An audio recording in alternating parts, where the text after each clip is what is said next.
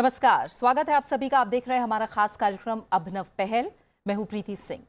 अभिनव पहल में आज बात महाराष्ट्र के सोलापुर जिले की, जिसने देश के सामने एक मिसाल पेश की है। सोलापुर महाराष्ट्र का सबसे बड़ा जिला है, जिसकी सीमा कर्नाटक राज्य से मिलती है। सोलापुर में अवैध शराब का निर्माण और उसकी बिक्री की समस्या काफी गंभीर मानी जाती रही है। जिले में यह समस्या माना जाता है कि आजादी से पहले से ही मौजूद है। खतरनाक अवैध शराब न सिर्फ बनाई जा रही थी यहां, बल्कि जहरीली होने के कारण कई घटनाओं में यहां लोगों की जान जा चुकी है। अवैध शराब के कारण यहां सामाजिक तनाव और घरेलू हिंसा की घटनाएं बढ़ने लगी। अवैध शराब के कारोबार को जड़ से खत्म करने के लिए सोलापुर जिले में ऑपरेशन परिवर्तन चलाया गया, जो आज देश के लिए नजीर बन गया है। और इसी ऑपरेशन परिवर्तन के लिए सोलापुर को prime ministers award for excellence in public administration से सम्मानित किया गया।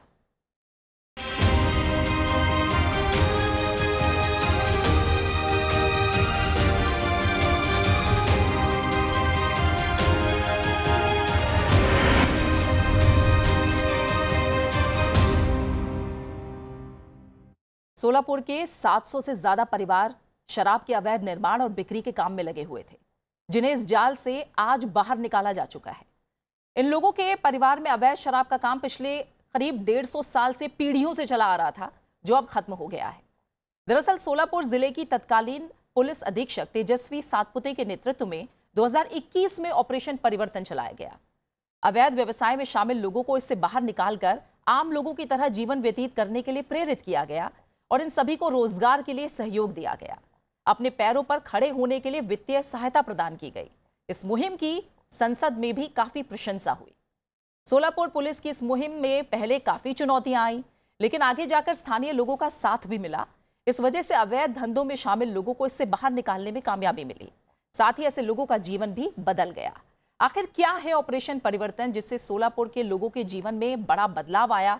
आज हम करेंगे इसी पर चर्चा, और इस पर बात करने के लिए मेरे साथ खास मेहमान आज स्टूडियो में मौजूद हैं। सोलापुर जिले की तत्कालीन पुलिस अधीक्षक तेजस्वी सातपुते मेरे साथ स्टूडियो में मौजूद हैं। आपका बहुत बहुत स्वागत है तेजस्वी जी, शुक्रिया हमारे साथ इस चर्चा में जुड़ने के लिए। इन्हीं के नेतृत्व में ऑपरेशन चला है। साथ ही मेरे साथ सुजाता सोनिक मौजूद हैं, जो कि एडिशनल चीफ सेक्रेटरी हैं महाराष्ट्र सरकार। सुजाता जी, आपका भी बहुत बहुत स्वागत और शुक्रिया हमारे साथ इस कार्यक्रम में जुड़ने के लिए। इसके अलावा मेरे साथ अवैध शराब के कारोबार से बाहर आ चुके दत्तात्रेय जामदार जुड़ेंगे, जो अब अपना व्यवसाय शुरू कर चुके हैं। उनसे उनका पूरा अनुभव जानेंगे और जानेंगे कैसे ऑपरेशन परिवर्तन का उनके जीवन पर असर रहा है। ऑपरेशन परिवर्तन की जब हम बात करते हैं तो हम आगे समझेंगे भी। ये एक 4 पॉइंट एक्शन प्लान रहा है, जिसके तहत कार्रवाई की गई और इससे ही आखिरकार अवैध शराब का जो कारोबार था उसकी कमर तोड़ी गई।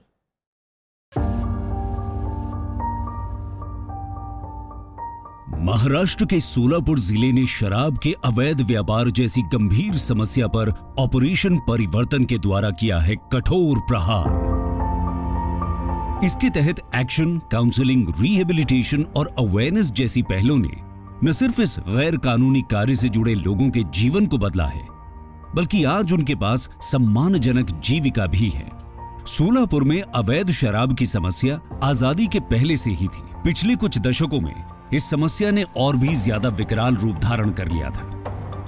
ये न सिर्फ लोगों के स्वास्थ्य को नुकसान पहुंचा रहा था, बल्कि कई तरह के सामाजिक संघर्ष और आपराधिक गतिविधियों का मूल कारण भी था। ऑपरेशन परिवर्तन का इंटीग्रेटेड अप्रोच इस अत्यंत गंभीर समस्या के हल के रूप में सामने आया। इसके माध्यम से हॉटस्पॉट और रेडिंग डेन्स की पहचान की गई, नए पुलिस थाने का निर्माण हुआ और पुलिस अधिकारियों को विशेष जिम्मेदारी सौंपी गई।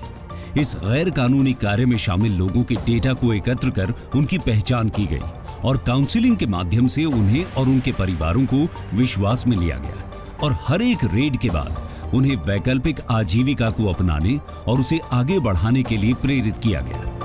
ऑपरेशन परिवर्तन के पहले कोई शराब के धंधे में पुलिस का टेंशन था, कुछ भी करने को नहीं मिलता था, गांव में इज्जत नहीं मिलती थी, इसलिए उसमें बहुत टेंशन था।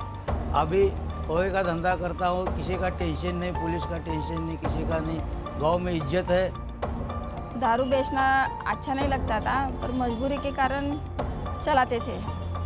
ऑपरेशन परिवर्तन जब से आया है तब से मैं ये कपड़े का दुकान लगाई हूँ। अब कपड़े का दुकान है मेरा, व्यापार चलाती हूँ मैं। पहले लोग रिस्पेक्ट नहीं देते थे। जब से ये धंधा, ये दुकान चालू किया है, तब से लोग रिस्पेक्ट देना चालू किए हैं और अच्छे तरीके से बात करते हैं। वैकल्पिक, स्थायी और सम्मानजनक आजीविका प्रदान कर इन परिवारों को बसाना सबसे महत्वपूर्ण कदम है। सोलापुर पुलिस इस दिशा में लगातार कार्य कर रही है। इसके तहत अवैध शराब के व्यापार से जुड़े लोगों को किराना या चाय की दुकान, कृषि, युवाओं और महिलाओं को कौशल विकास प्रशिक्षण, सिलाई, कढ़ाई से जोड़ा गया है। ऑपरेशन परिवर्तन नहीं था तब तो हमारा जीवन एक अलग सा था। तब हमारा काम था दारू निकालना, उसे बेचना, लोगों का देखने का नज़रिया बहुत सा अलग सा था। लेकिन जब से ऑपरेशन परिवर्तन शुरू हुआ है, हमारे महिलाओं के अंदर बहुत सारा बदलाव आया है। जो औरतें जो हाथ भट्टी में काम करती थी, वो अभी सम्मान के साथ ये काम कर रही है और उनके घर बैठे काम मिल रहा है। परिवर्तन होने के बाद किराना दुकान चालू किया, जब से हमको किसी को डरने की जरूरत नहीं है। हम खुलेआम हमारा धंधा चालू है। पहले सिर्फ पैसा कमाता था, अभी पैसा भी कमाता हूँ और इज्जत भी मिलती है। वे लोग जो अवैध शराब का सेवन करते थे, उन लोगों के बीच जागरूकता अभियान चलाकर अवैध शराब की मांग को कम करने का लगातार प्रयास किया गया। ऑपरेशन परिवर्तन के द्वारा आज अवैध शराब के उत्पादन और बिक्री में अप्रत्याशित रूप से कमी आई है। अपराध का ग्राफ भी गिरा है। साथ ही इस ऑपरेशन ने समाज के उस वर्ग को एक ऐसे सम्मानजनक जीवन की राह दिखाई है, जिस राह पर उन्हें अपना उज्जवल भविष्य साफ साफ दिख रहा है। महाराष्ट्र के सोलापुर जिले द्वारा ऑपरेशन परिवर्तन के माध्यम से अवैध शराब के व्यापार पर अंकुश लगाने का किया जा रहा सफल प्रयास प्रशंसनीय है।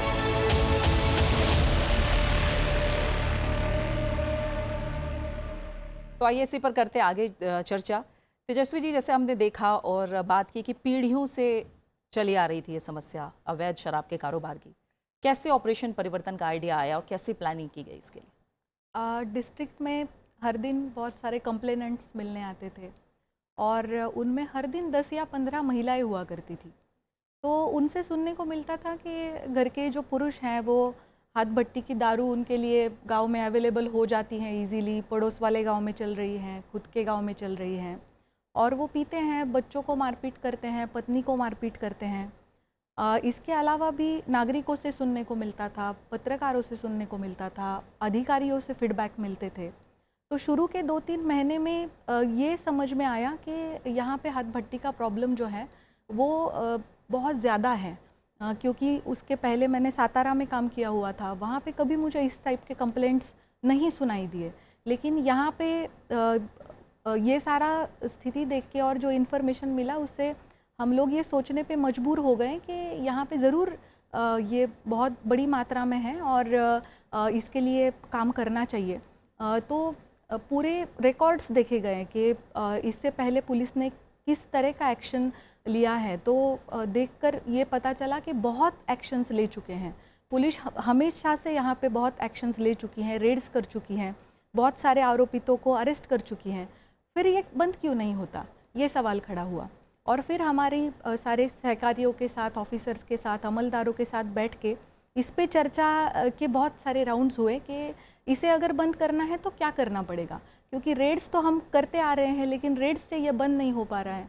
और फिर ये एक होलिस्टिक अप्रोच सारी चर्चाओं से सामने आया कि वो लोग मजबूरी में या फिर उन्हें इन्फॉर्मेशन नहीं है, इग्नोरेंस है, एजुकेशन नहीं है, अपॉर्चुनिटीज़ के बारे में उन्हें पता नहीं है और इसलिए शायद वे इस धंधे में हैं। और दूसरी चीज़ समझ में आई कि हमारे जो रेड्स हैं वो रेड्स की फ्रीक्वेंसी इतनी होनी चाहिए कि उनके लिए ये व्यवसाय अफोर्डेबल नहीं बचना चाहिए, लेकिन वो उनके लिए शायद अफोर्डेबल बचता है रेड्स के बावजूद भी और इसलिए वो कंटिन्यू कर पा रहे हैं। तो हमने रेड्स बढ़ाई। तो इसे 4 स्टेजेस में जो देखा गया, तो फर्स्ट स्टेज थी कि हमने रेड्स इतनी बढ़ा दी कि उन्हें वो अफोर्डेबल ही ना रहे। और फिर दूसरा स्टेज था कि उन्हें काउंसलिंग करें, उन्हें ये बताएं कि वो जो कर रहे हैं वो गलत है, वो किसी के हित में नहीं है, समाज के हित में नहीं है, उनके खुद के भी हित में नहीं है। लेकिन अगर वो कुछ अच्छा करना चाहें तो हम उन्हें सपोर्ट करेंगे, हैंड होल्डिंग करेंगे। ठीक है, तो और ये सेकंड स्टेप की आपने बात बताइए, कैसे उनकी मानसिकता में बदलाव आया और उसके आगे क्या एक्शन प्लान के आगे 2 स्टेप्स रहे, इसके बारे में भी आपसे समझूंगी तेजस्वी जी। सुजाता जी, जैसे हमने देखा कि और जैसा तेजस्वी जी भी बता रही हैं कि सिर्फ छापा मारने से समाधान नहीं होना था, मानसिकता में बदलाव ज़रूरी था और धीरे धीरे उन्हें एक अलग व्यवसाय में ले जाना, एक सामान्य जीवन व्यतीत करवाना, ये एक बहुत बड़ा सोशल चेंज रहा एक तरह से इस पूरी मुहिम का। इस सफलता के पीछे तेजस्वी जैसे पुलिस अफसर, उनकी टीम तो है ही, लेकिन अलग अलग स्टेक होल्डर्स हैं जिनका भी अपना बड़ा एक रोल है। इसके बारे में थोड़ा बताइए। ज़रूर। तो कोई भी इस तरह का काम जब आप शुरू करते हैं, आपको अपनी टीम तो साथ चाहिए ही, लेकिन उसके साथ साथ जिला प्रशासन, जिला में जो और स्टेक होल्डर्स हैं जैसे कि बैंक्स हैं, कोई अगर एनजीओ है जो इस कम्युनिटी के बारे में अच्छी तरह से जानकारी रखता है और उनके साथ घुल मिलता है, तो ऐसे एनजीओज़ और इंडस्ट्री के लोग, क्योंकि जब आप उनको दूसरा व्यवसाय में ले जाने की कोशिश करेंगे तो वो लाइवलीहुड ऑप्शंस क्या हैं आपके सामने, किस तरह का रोज़गार आप उनको देंगे, तो ये सारे लोग आपके साथ जुड़ते हैं।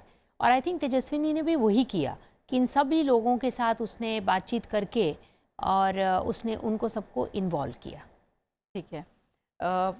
तेजस्वी जी, आगे आप बताइए, क्योंकि जो मानसिकता वाली आप बात बता रही थी, बहुत ज़रूरी था इसको तोड़ना। जो चीज़ 150 साल से चलती चली आ रही है, जिस पे आपका पूरा परिवार डिपेंड कर रहा है, वही आजीविका है। लोगों की मानसिकता को बदलना कितना बड़ा चैलेंज रहा। और शुरू में जो हमने देखा, शुरू में आप लोगों के लिए कुछ इलाकों में जाना ही बड़ा मुश्किल हो जाता था।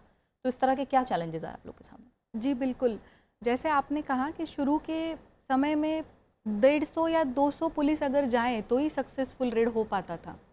10 से 11 ऐसे हॉटस्पॉट्स थे कि जहाँ पे हमें इतनी बड़ी संख्या में जाना पड़ता था, लाठी वाठी सब लेके जाना पड़ता था, वरना हम पे भी हमला हो जाएगा, ऐसी स्थिति वहाँ पे होती थी। और पास्ट में ऐसे ऑफेंसेस भी दाखिल हुए हैं जब पुलिस पे ही हमला बोल दिया है। तो इस वजह से शुरू के समय में थोड़ा सा वर्कलोड ज़्यादा हो गया जब ऑपरेशन परिवर्तन की शुरुआत हुई कि इतना बड़ा फोर्स लेके ही इन जगह पे जाना है और सक्सेसफुली रेड करना है। लेकिन धीरे धीरे जब काउंसलिंग अपना रंग दिखाने शुरू किया तो उन्हें भी समझ में आया कि पुलिस सिर्फ कार्रवाई नहीं करना चाहती, पुलिस तो हमें रिहैबिलिटेट कराना चाहती है, पुलिस तो हमें अपना ही ग्लोरियस हिस्ट्री बता रही हैं, पुलिस अपने बारे में अच्छा सोचती हैं और हमारा फ्यूचर अच्छा हो इसलिए कुछ बताना चाह रही हैं। तो धीरे धीरे उनका विरोध भी कम होता चला गया। जिस जगह पे पहले विज़िट करने के लिए 200 लोगों को जाना पड़ता था, आज 2-4 लोग भी चले जाते हैं तो आराम से विज़िट हो जाती है। उन्हें चाय पानी के लिए पूछा जाता है, उन्हें त्योहारों पे बुलाया जाता है। तो डेफिनेटली ये काफ़ी कठिन था, लेकिन ये धीरे धीरे हुआ है, ये एक साथ नहीं हुआ या एक दिन में नहीं हुआ। शुरू के 2-3 महीने बहुत चैलेंजिंग थे और काउंसलिंग ने इसमें सबसे ज़्यादा इम्पॉर्टेंट रोल प्ले किया है कि जिससे उनका विरोध धीरे धीरे कम होता चला गया और हमारा रेपो बहुत अच्छे से बन गया। ठीक है, यानी एक बड़ा विश्वास है जो जीता है कहीं ना कहीं और उसका असर इस तरह से हमें दिखा है। सुजाता जी, बहुत सारी ऐसी योजनाएं रही होंगी जिनके तहत जो तमाम इस कारोबार में लगे लोग थे उन्हें जोड़ा गया होगा रोज़गार से, व्यवसाय से। किस तरह से ये मदद मिल पाई है? और अगर एक तरह से हम देखें इसको, अगर स्केल अप करने की बात की जाए, क्योंकि जाहिर तौर पर ये एक लंबा अभियान है जो चलना है और बाकी ज़िले भी हैं जो इससे कहीं ना कहीं सीख ले सकते हैं, स्केल अप करने के लिए क्या योजना हो सकती है आगे? जिला स्तर पे अनेक ऐसी योजनाएं हैं जिसमें विशेष तौर पे जो महिलाएं हैं या जो बेरोज़गार युवा हैं, इनको रोज़गार देने के लिए और इनको आगे वोकेशनल ट्रेनिंग देने के लिए सरकार बहुत सारा काम करती है। लेकिन होता ये है कि वो सारी जो मालूमात है वो बेनिफिशरी तक पहुंचती नहीं है। तो आई थिंक इस मुहिम में सोलापुर के जो जिला प्रशासन है उन्होंने तेजस्वी को जो मदद दी वो ये थी कि इसको सारी इन्फॉर्मेशन मिली, फिर इन्होंने सभी के साथ बातचीत करके इन्होंने अपनी तैयारी की कि किस घटक को कहाँ भेजना है, क्योंकि सभी को सभी तरह का रोज़गार सूट करेगा ऐसा भी नहीं था। तो जैसे आपने देखा अभी कि कुछ लोग दुकान चलाने लगे, कुछ मिठाई की दुकान में काम करने लगे, कुछ अपना शिवन काम शुरू करे। तो जैसे जैसे काउंसलिंग में इनको पता चला कि लोग किस तरह की चीज़ों में रुचि रखते हैं, उस हिसाब से जो भी योजना थी उस ज़िले में जिसका लाभ इन लोगों को मिल सकता था वो योजना उन लोगों के साथ जोड़ी गई। और इसमें काउंसलिंग करने में एक एनजीओ था पूना से जिन्होंने बहुत मदद की, उसका नाम है KKSSP। ठीक है, यानी एनजीओ की भी कहीं ना कहीं मदद रही, वो भी एक बड़े स्टेक होल्डर हैं इसमें। अब हम एक जो लाभार्थी रहे हैं इसके, जिन्हें फ़ायदा हुआ है, जो अवैध कारोबार के धंधे से कहीं ना कहीं बाहर निकले हैं, उनसे हम बात करते हैं। दत्तात्रेय जामदार हमारे साथ जुड़े हुए हैं। दत्तात्रेय जी, शुक्रिया हमसे बात करने के लिए। ये बताइए, आप कब से इस अवैध शराब के काम में लगे हुए थे? ये कम से कम 10-11 साल से मैं ये शराब का धंधा करता था। ऑपरेशन परिवर्तन के बाद में मैं वो धंधा बंद करके खोए का धंधा चालू किया और अच्छा। वो खोए के धंधे में मुझे को बहुत प्रॉफ़िट भी मिल गया और वो पहला धंधा बंद करके अभी ये धंधे में सब कुछ अच्छा है। ऑपरेशन परिवर्तन के बाद ही मैं ये कर सका, नहीं इससे तो पहले पहले मैं कभी नहीं कर दत्तात्रेय पाया। जी, इससे पहले कभी ख्याल नहीं आया, इन जो आप 10-15 साल की बात बता रहे हैं, कभी ख्याल नहीं आया मन में कि इस काम से बाहर आना है? हाँ, नहीं आया कभी ख़्याल, कुछ वो ख़्याल आता तो ये वो आगे क्या करेगा, इसलिए कुछ समझ में ही नहीं आता था। जब से मैडम ने हमारे को बताया, नहीं तुम ये बंद करके तुम ये अच्छा काम करो और तुम्हारे को हम मदद करेंगे, तुम्हारे को कुछ कम पड़ा तो हम भी सहकार्य करेंगे। इसलिए हम भी वो काम को छोड़कर ये काम में लग गए। ठीक है। अब ऑपरेशन परिवर्तन से कितना परिवर्तन आया आपके और आपके परिवार के जीवन में? हाँ, बहुत परिवर्तन आया मैडम। पहले लोग कोई हमारे को नहीं बुलाते किसके फंक्शन में, हुँ। इधर कुछ अच्छा काम रहा तो भी नहीं बुलाते थे। लेकिन ये अभी ये अच्छा काम कर रहे हैं, पोहे का धंधा है, सब इधर गली में, गाँव में सब तरफ तारीफ़ करते, अच्छा काम करते, किधर भी बुलाते।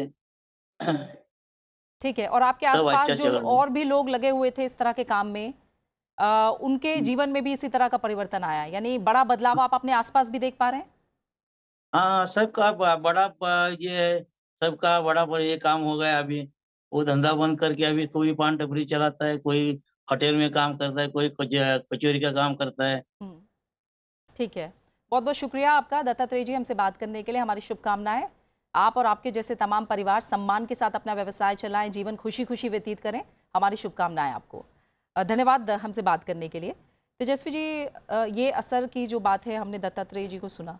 और किस तरह के बदलाव आए इस ऑपरेशन के बाद? ज़मीनी स्तर पर जो और इससे जुड़े क्राइम्स हैं, उनकी अगर बात करें, किस तरह का प्रभाव रहा है उन सब पर? हम लोग इसका क्वालिटेटिव और क्वांटिटेटिव दोनों इसके प्रभाव देख सकते हैं। अगर क्वांटिटेटिवली हम देखें तो 700 प्लस फैमिलीज़ इसमें रिहैबिलिटेट हो चुकी हैं, जिसमें सबसे बड़ा चंक जो है वो 200 महिलाओं का है, जिन्हें सेल्फ हेल्प ग्रुप जिन्होंने बनाए और ग्रामीण जीवनोन्नति अभियान के तहत उन्हें आर्थिक सहायता मिला और अभी वो सेल्फ एंटरप्रेन्योर बन चुकी हैं।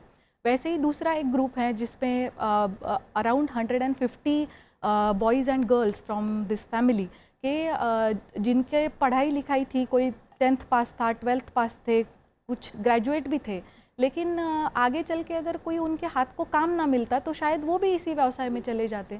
लेकिन वहाँ के MIDC ने हमें बहुत सपोर्ट किया। सारे उद्योजकों को हमने रिक्वेस्ट करी थी कि वो प्लेसमेंट सेल एक बनाएं, हमारे लिए वो एक जॉब फेयर रखे और इन बच्चों को अपॉर्चुनिटीज़ देने की कोशिश करें। तो बड़ा सा जॉब फेयर रखा गया और around 150 children got jobs in the Solapur MIDC। तो वो एक स्टेक होल्डर हैं इस योजना के, उनका बहुत इसमें सहयोग रहा है।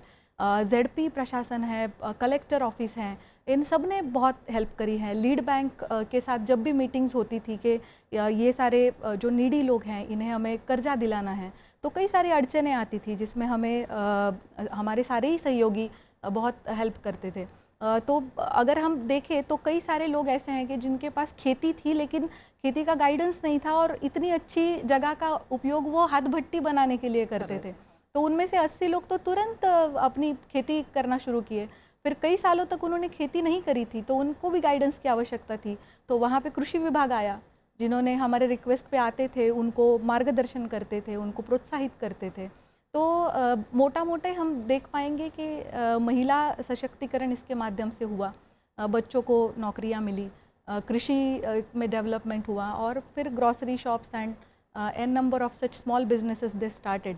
तो इसका अगर हम क्वालिटेटिव इम्पैक्ट देखें तो जो शराब बनाते थे उनके घर में भी वो खुश तो नहीं थे, उनके घर में भी एक आनंददायी वातावरण अभी है क्योंकि वो नहीं बनाते हैं, किसी अच्छी चीज़ में है। जो लोग इस दारू को पीते थे डेफिनेटली उनके शरीर पे इसका असर तो बुरा ही होता था। उनके फैमिली में भी क्लैशेस होते थे, उनके फैमिली में झगड़े होते थे, मारपीट होती थी। तो अगर हम क्राइम की भी बात करें तो हम देख सकेंगे कि 5% reduction in the body offences generally हर साल 5% से ऑफेंसेस बढ़ते हैं। ये कम है। इफेक्टिवली अगर हम देखें तो ये 10% कम हुए हैं, ऐसा हम बोल सकते हैं। अगर हम क्राइम अगेंस्ट विमेन देखें तो वो 8% से कम हुआ है, माने इफेक्टिवली वो 13% से कम हुआ है। और सबसे अच्छी बात कि जो पुलिस पब्लिक कॉन्फ्लिक्ट्स थे उसमें 35% से भी ज़्यादा कटौती आई है। क्योंकि ये जब हम रेड्स करने जाते थे तो कॉन्फ्लिक्ट्स हुआ करते थे। इन जनरल भी पब्लिक में पुलिस के साथ या बाकी प्रशासन के अधिकारियों के साथ कॉन्फ्लिक्ट्स होते थे, लेकिन ऑपरेशन परिवर्तन ने एक पॉजिटिव इमेज पुलिस का खड़ा करने में डेफिनेटली मदद हुई और पुलिस पब्लिक कॉन्फ्लिक्ट कम हो गए। बिल्कुल। क्या माने सुजाता जी, जो बातें अभी आप लोगों ने कही हैं, एक इंटीग्रेटेड अप्रोच, एक होलिस्टिक अप्रोच बड़ा बदलाव ला सकता है? बिल्कुल ला सकता है। उसके लिए सबसे ज़रूरी है कि कोई एक लीडर जो एक पैशन लेके, एक जज्बा लेके सामने आए और उसकी एक सोच कि ये हो सकता है, उसका खुद का आत्मविश्वास, फिर उसके साथ और अच्छे लोगों का जुड़ना, सरकारी योजनाओं का जुड़ना और एक टीम वर्क होना। और उसके बाद जब जनता से प्रतिसाद मिलता है, जब जो लोग हैं जो जिनको हम टारगेट कर रहे हैं, जब वो उसमें अपना भला देखते हैं और वो साथ में जुड़ते हैं, तभी सही मानों में जो है परिवर्तन आता है। और वही सोलापुर में हुआ है। देखा है। ठीक है तेजस्वी जी, आगे के लिए क्या सीख, क्या लर्निंग्स हैं? मेरे लिए लर्निंग ये रही, मेरी और मेरी टीम के लिए, कि हमने परिवर्तन शुरू करने के 6 महीने बाद शासन की सारी योजनाएं देखना शुरू किया। अच्छा। अभी हम सोचते हैं कि शायद हम शुरू में ही ये देख लेते तो और कई लोगों को हम इसके बारे में मार्गदर्शन कर सकते थे। तो कई बार हम ऐसा देखते हैं कि पुलिस बस एक क्राइम का काम कर रही होती है और विकास का काम जो है वो हमारे बाकी सहयोगी कर रहे होते हैं। तो अगर हम सभी को पता है कि क्या योजनाएं अवेलेबल हैं, तो हमें सभी को इकट्ठा इस पे काम किया जा सकता है कि लोगों तक हम ज़्यादा से ज़्यादा कैसे पहुंच पाए। तो हमारे लिए ये सीख है कि सिर्फ पुलिसिंग का काम छोड़ के भी बाकी सारी योजनाओं का पता हमने शायद थोड़ा और पहले लेना चाहिए था। ठीक है, यानी सिर्फ जो क्राइम है उससे कम करने पर नहीं, जो सामाजिक बदलाव है जो ऑपरेशन परिवर्तन के जरिए आया है, वो कहीं ना कहीं बड़ा एक फोकस हो सकता है। सुजाता जी, आप क्या मानेंगे, इसकी बड़ी सीख क्या रही है ताकि बाकी राज्य, बाकी ज़िले जिस तरह की समस्या से जूझ रहे हैं वो एक सीख ले पाएँ? सोलापुर का जो ये परिवर्तन प्रोजेक्ट रहा है, ये एक्चुअली पूरे देश भर में लागू किया जा सकता है। जहाँ जहाँ इस तरह के पिछड़े हुए कुछ समाज के कुछ घटक हैं, उन तक पहुँचने का अगर हम ज़रिया निकालें और उनसे अगर हम वार्ता शुरू करें, मेन थिंग इज़ कि कम्युनिकेशन होना चाहिए और उनको हम अगर जो सरकार की इतनी सारी योजनाएं उन तक पहुंचाएं, तो डेफिनेटली मेरे को ये लगता है कि सोलापुर का ये जो परिवर्तन है ये देश भर में किया जा सकता है और करना भी चाहिए। ठीक है, इसके अलावा जो ऑफिसर्स हैं उनके लिए आप क्या कहना चाहेंगे तेजस्वी जी? क्योंकि मैंने जैसा आपने भी कहा कि हमें योजनाओं के बारे में नहीं पता था, यानी क्राइम क्या है ये ना देख के क्राइम के पीछे की वजह क्या है उसे समझना ज़्यादा ज़रूरी है। जी डेफिनेटली, रूट कॉज तक अगर हम पहुंच पाते हैं तो ही हम उसका सही सोल्यूशन ढूंढ पाएंगे। तो कोई भी योजना जब हम करना चाहते हैं या किसी चीज़ का हल ढूंढना चाहते हैं, तो रिसर्च बेस्ड डिसीजन मेकिंग होना, उसका प्रॉपर प्लानिंग होना, उसमें कंसिस्टेंसी होना बहुत आवश्यक होता है। और शायद ये सारी चीज़ें सोलापुर टीम ने करी हैं और उसी के वजह से बहुत कम समय में परिवर्तन ने अपने पॉजिटिव इफेक्ट दिखाए हैं। और मैं चाहूँगी थोड़ा सा आप बताएं कि जो परिवारों को अलग अलग व्यवसाय में लगाया गया है वो किस तरह के व्यवसाय हैं, किस तरह का काम कर रहे हैं सभी लोग? इनमें से सबसे जो बड़ा चंक है वो 200 महिलाओं का है कि जो पहले से उनके हाथ में एम्ब्रॉयडरी की कला थी, हस्तकला थी, उनके खुद के पोशाक भी वो खुद ही बनाया करती थी। लेकिन अभी घर के बुजुर्ग ही वो पोशाक पहनते हैं या फिर त्योहारों पे ही वो पहना जाता है, तो उसे मार्केट नहीं अवेलेबल हो पा रहा था। तो एनजीओ की सहायता से हमने यही जो उनका स्किल है, एंसेस्ट्रल स्किल है, उसे मॉडर्न फॉर्म में कैसे रिफ्लेक्ट किया जा सकता है ताकि उन चीज़ों को मार्केट भी अवेलेबल हो। और फिर इन्होंने ये सारी चीज़ें मॉडर्न फॉर्म में बनाना शुरू किया, जैसे साड़ी पे एम्ब्रॉयडरी वर्क हैं, जैसे कुशन पे वर्क हैं, उन्होंने कुछ गहनों के डिज़ाइंस बनाए और उसे मार्केट में बहुत लोकप्रियता मिली। एक एग्जीबिशन जो रखा था वो 2-3 दिन में ही 3 लाख से भी ज़्यादा उनको यहाँ बाइज मिल गए। तो इस सारे कारण उनका हौसला बहुत बढ़ गया। वैसा ही दूसरा जो मेजर चंक जो मैंने मेंशन किया कि उनके जो बच्चे थे जिन पे अभी तक क्रिमिनल ऑफेंसेस नहीं थे, उन्हें जॉब फेयर के द्वारा MIDCs में नौकरी दिलाना। और तीसरा जो सबसे बड़ा चंक है वो कृषि है, कि उन 80 से ज़्यादा लोगों के पास अपनी भूमि थी, लेकिन वो खेती नहीं कर रहे थे। तो अभी वो खेती कर रहे हैं और बहुत अच्छा उनका चल रहा है। उससे जो नेक्स्ट चंक है दैट इज़ ग्रॉसरी शॉप्स। तो अलग अलग तरह से मीन्स चाय की टपरी से लेके कपड़े की दुकान तक अलग अलग तरह के शॉप्स उन्होंने खोले हैं और वो उसे चला रहे हैं। और उसके अलावा कुछ नंबर ऐसा है कि जो अनस्किल्ड थे, तो जो दूसरे की खेती पे अभी काम के लिए जा रहे हैं। एक छोटा नंबर ऐसा भी है कि जिनके पास कोई तो स्किल था लेकिन कोविड में उनकी नौकरी चली गई थी और इसलिए वापस आके वो इस व्यवसाय में आ गए थे। तो जैसे एक पेड़ा बनाने का काम कर रहा है, जो पहले हलवाई के पास पुणे में काम किया करते थे, अभी पहले जहाँ शराब बेचते थे अभी वहीं पे वो मिठाई बेच रहे हैं। एक थे जिनको गैरेज का काम आता था, तो अभी एक छोटा सा गैरेज खोल के वो गैरेज में काम कर रहे हैं। बिल्कुल, यानी एक रिसर्च बेस्ड प्लानिंग के साथ अगर किसी भी क्राइम की वजह पर काम किया जाए तो एक बड़ा सामाजिक परिवर्तन आ सकता है। यही सीख हमें इससे मिलती है। सुजाता सोनिक जी आपका और तेजस्वी जी, आप दोनों मेहमानों का बहुत बहुत शुक्रिया मेरे साथ इस कार्यक्रम में, इस चर्चा में जुड़ने के लिए। जाहिर है सोलापुर का ऑपरेशन परिवर्तन सही मायनों में अवैध शराब के कारोबार में लगे लोगों के जीवन में परिवर्तन लेकर आया है। इससे न सिर्फ छापेमारी और क्राइम के खिलाफ काम किया गया, बल्कि लोगों की मानसिकता को बदलने के लिए अथक प्रयास किए गए, वैकल्पिक आजीविका का सहारा दिया गया, जो वाकई काबिल तारीफ है। और इससे इसी तरह की समस्या से जूझ रहे बाकी जिले और राज्य भी सीख ले सकते हैं। इसी के साथ इस खास पेशकश में फिलहाल इतना ही। नमस्कार।